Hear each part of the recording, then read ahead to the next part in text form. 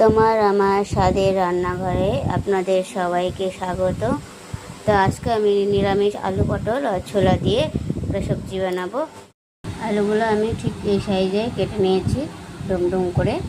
আলু পটল যেরকম করে আলু পটলের ডোম, পটলগুলো এই সাইজে কেটে নিয়েছি। আপনারা এইভাবে কেটে নেবেন। আর ছোলাগুলো কিন্তু আমি 4-5 ঘন্টা ভিজিয়ে রেখেছিলাম। আলুগুলো হালকা করে ভেজে নেব।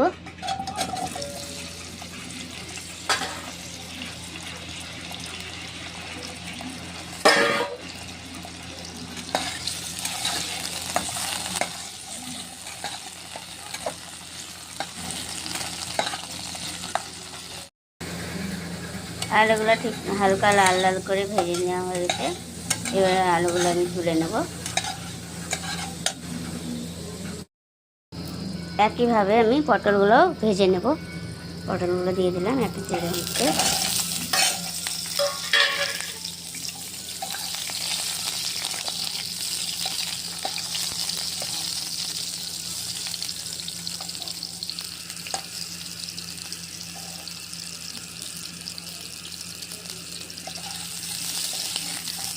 হালকা করে ভেজে নিতে হবে।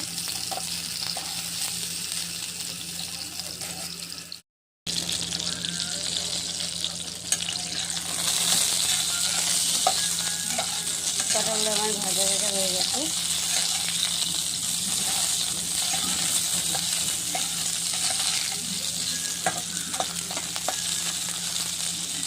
একটা তেজপাতা, দুটো শুকনো লঙ্কা, একটা এলাচ, একটু দারচিনি, একটু লবঙ্গ, একটু নেড়ে চেড়ে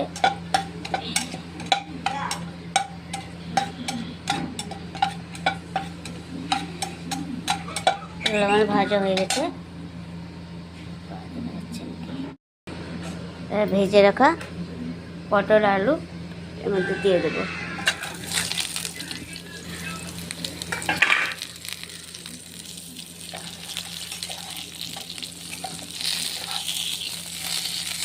নাড়াচাড়া করে ভিজিয়ে রাখা ছোলাগুলা এর মধ্যে দিয়ে দেবো।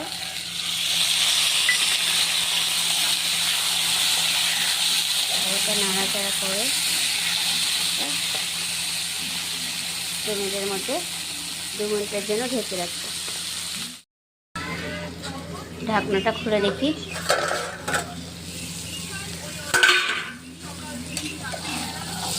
এগুলো হালকা ভাজা ভাজা হয়ে গেছে ছোলাগুলো। এবার এর মধ্যে হলুদ আর লবণ দিয়ে দেবো। এর মধ্যে হলুদ দিয়ে দিলাম, পরিমাণ মতন লবণ দিয়ে দিলাম। একটু নেড়ে চেড়ে আর 2-1 মিনিট ঢেকে রাখবো।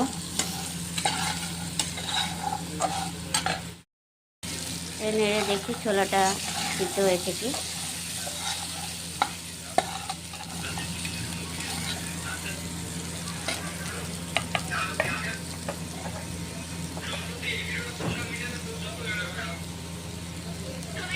এরকম ছোলাটা সিদ্ধ হয়ে গেছে।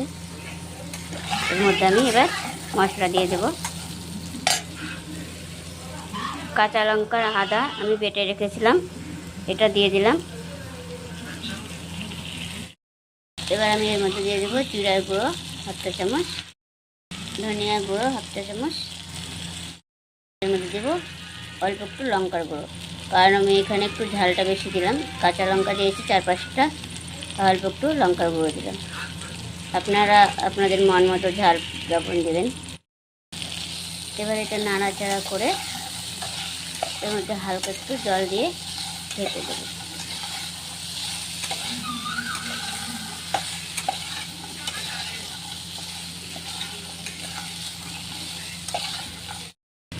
আমি এর মধ্যে জল দিয়ে দিলাম।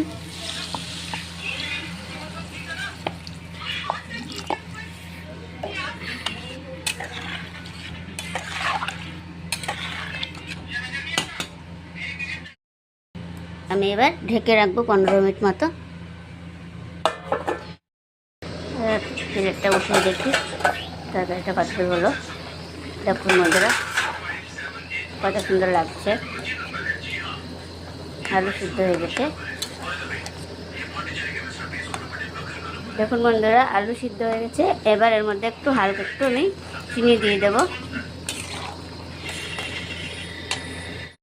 তরকারিতে চিনি দিলে স্বাদটাই আলাদা হয়ে যায়। অল্প একটু চিনি দিলাম। নাড়াচাড়া করে আর কিছুক্ষণ ঢেকে রাখবো।